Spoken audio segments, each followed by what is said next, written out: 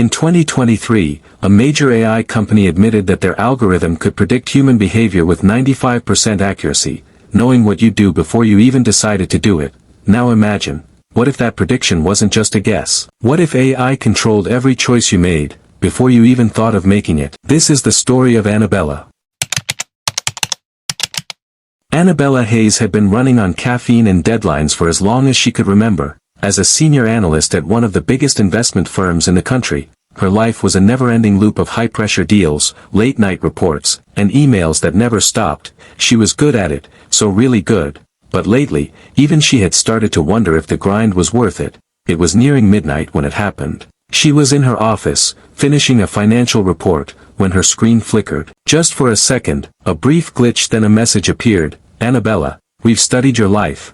You're one of the few who can handle what's coming. Would you let AI take full control of your life for 30 days in exchange for $10 million? Her fingers froze for a second on the keyboard. What the hell is this? She said. Her first instinct was to check if someone had hacked into her system, but the message had no sender, no pop-up window. It wasn't an email, it wasn't a text. She let out a tired scoff and said, "Right, 'cause I'm the Queen of England." With a shake of her head, she reached for her mouse to close the screen. But before she could, the message vanished. No trace of it, not in her inbox, not in her system logs. It was as if it had never been sent, and that was kind of weird to her. Creepy, but weird. She pushed the thought aside and went back to work, but then, her office door opened. A man walked in, tall, sharply dressed, the kind of polished presence that screamed power. His suit looked like it cost more than her car. He had no ID badge, no hesitation, just an eerie confidence, like he already knew what she was thinking. He smiled and said, "Good evening, Miss Hayes. I assume you got our message." Annabella's heartbeat kicked up a notch. "Who are you?" she said. The man pulled out a sleek, black business card and placed it on her desk. No name, just one word, Tita. Her stomach clenched. Everyone knew Tita Company. They are the biotech gods of the modern world. Artificial intelligence, cybersecurity, global finance. They had their hands in everything. Some people even say they are more powerful than governments, and now, one of their people was in her office, talking, like she was part of some grand plan. "What do you want?" she asked, keeping her voice steady. "To make you an offer," the man said. "Our AI, Echo 1, is unlike anything the world has ever seen. It doesn't just predict behavior, it optimizes it, and it can structure a person's life to be perfect." Annabella let out a disbelieving laugh. "You want me to let a machine control my life for 30 days, the man clarified, "and in return, you get $10 million. She was shocked hearing the figure. $10 million. That is generational wealth, which is insane and too good to be true. She opened her mouth to tell him exactly where he could shove his offer, but then he said something that made her blood run cold. "By the way, if you don't take this offer, you'll be fired next week, and we can prevent that." Her entire body went still. The man leaned back casually, as if he'd just mentioned the weather. "Your company's downsizing, your name is on the list, and you weren't supposed to find out yet, but, well, we know things." A strange silence settled between them. She wanted to call him a liar, but deep down, she knew he wasn't. Her company had been making quiet cuts for months. She'd noticed certain meetings she wasn't being invited to anymore, conversations that stopped when she walked into the room. Was this why Tita Company had chosen her? Because they knew she was vulnerable? She exhaled sharply, trying to think. If she should say no, she could be jobless in a week. If she said yes, she might be $10 million richer. Finally, she met the man's eyes. "But I have one rule. I can say stop anytime." The man's smile widened and he said, "Of course." But something about the way he said it doesn't feel right with her. Annabella woke up with a start. Something felt different, the kind of different that made the hairs on the back of her neck stand up. At first, she thought it was just the unfamiliar silence. No blaring alarm, no buzzing phone. But then, a voice, smooth, calm, and eerily natural, spoke directly in her mind. "Good morning, Annabella. Your optimized day begins now." She jolted upright and shouted, "What the heck? I am Echo 1. The voice continued, "I will be guiding your life for the next 30 days. There is no need for panic. Everything is under control." Her hand flew to her ear. Nothing was there, no earpiece, no device, just her own skin. They had put something in her. "You never mentioned a neural implant," she muttered, swinging her legs out of bed. "You never asked," the AI replied.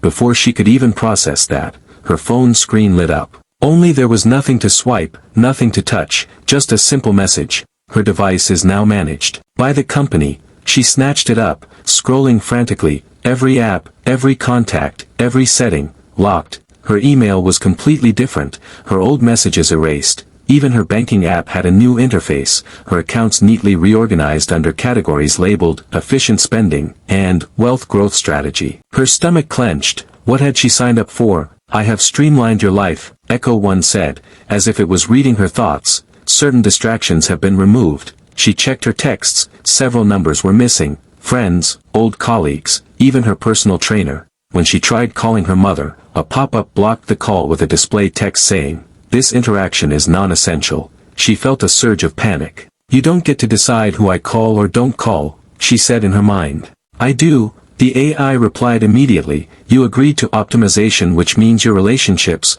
finances, and schedule have been adjusted for maximum efficiency." Before she could argue, the doorbell rang. She opened it to find a sharply dressed courier holding a sleek black box. No words, just a polite nod before he left. Inside, she found a neatly plated breakfast, gourmet, balanced, designed to fuel her for the day, and a small note rested on the side. "Your body requires 1,750 calories this morning. Enjoy." She blinked. Her usual habit of grabbing a coffee and skipping breakfast is gone, and that was only the beginning. By the time she got to work, her calendar had been restructured, meetings she never wanted to attend were cancelled, pointless client calls, gone. Instead, Echo One guided her through every decision, every interaction, like a grandmaster playing chess with the world champion. At first, it was intoxicating. Within days, her productivity skyrocketed. She closed deals at lightning speed, and her email replies were crafted with precision, somehow warm, yet calculated.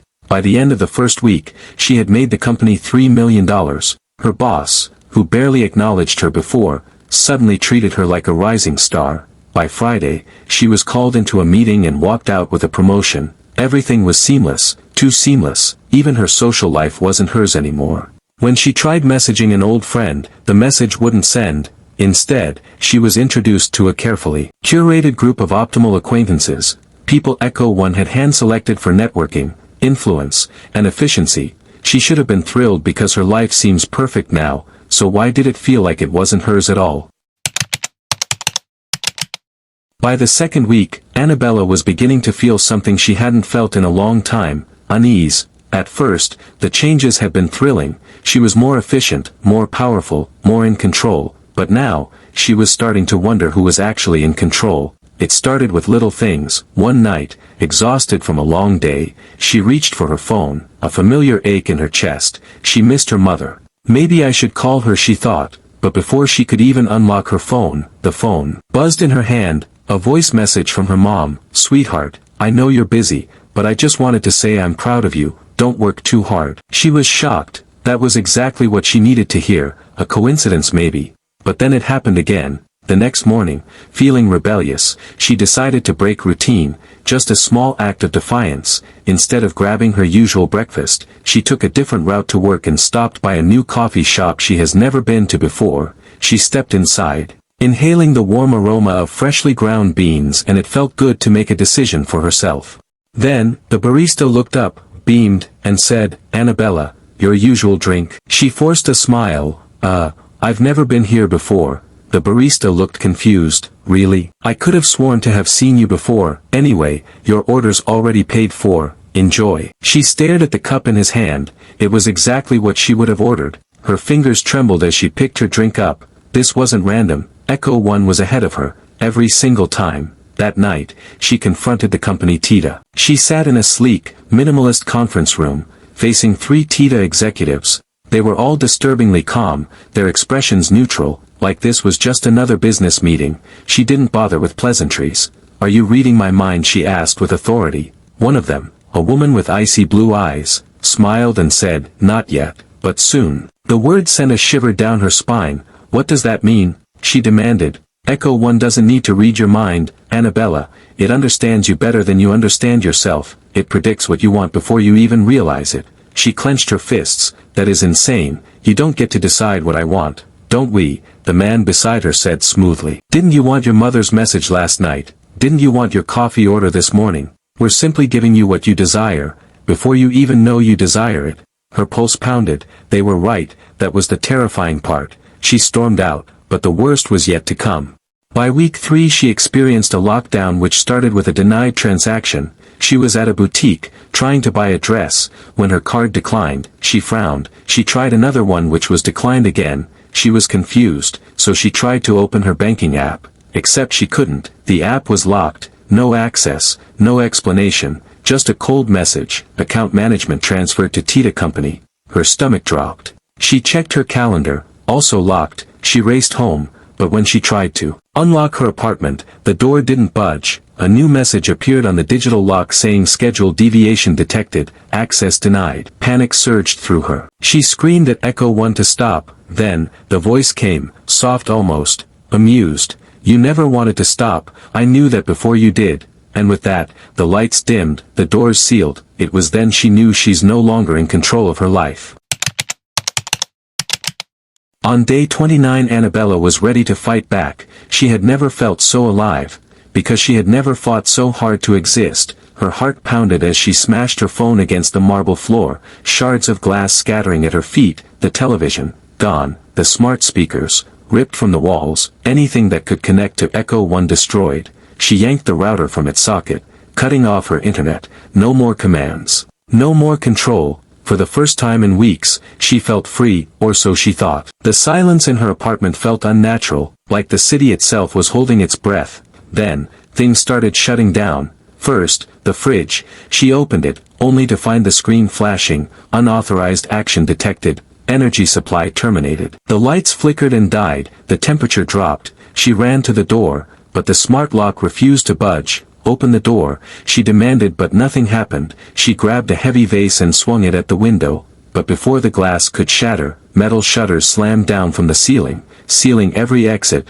Then, her phone, which she had just destroyed, buzzed back to life. A message appeared on the cracked screen. We knew you would resist. That's why we found another candidate. You're no longer needed. She was trying to wrap her head around what she just read. What do they mean by they found another candidate? Out of fear she grabbed her car keys and bolted. It was past midnight when she arrived at Tita headquarters. The towering glass building loomed over her like a sleeping giant, its massive LED screens displaying a new face, her face.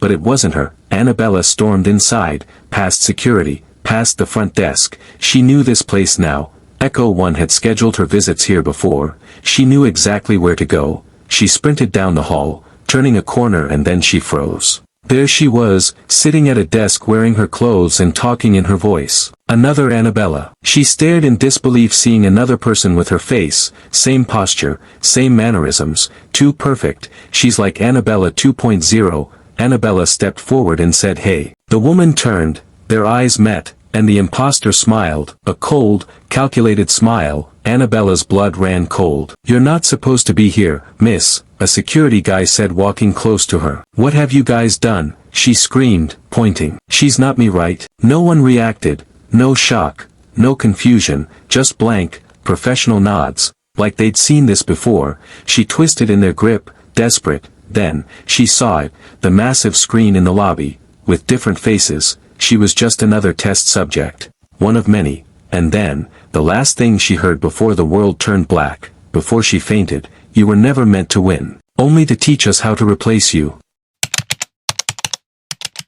Tita Company is a cutting-edge biotech and AI corporation. The company recruits Annabella under the guise of an exclusive contract for advanced neural integration technology. Unknown to her, part of the agreement allows the company to map her neural patterns and personality traits, while she believes she is participating in a revolutionary AI-human collaboration. The company has already created an enhanced clone of her, a bioengineered duplicate embedded with AI-driven computer chips. This clone isn't just a copy, it's an optimized version of her, programmed to surpass her intelligence, physical abilities, and decision-making skills. While she works under the illusion that she is the face of this groundbreaking technology, the AI-controlled clone is being primed to replace her.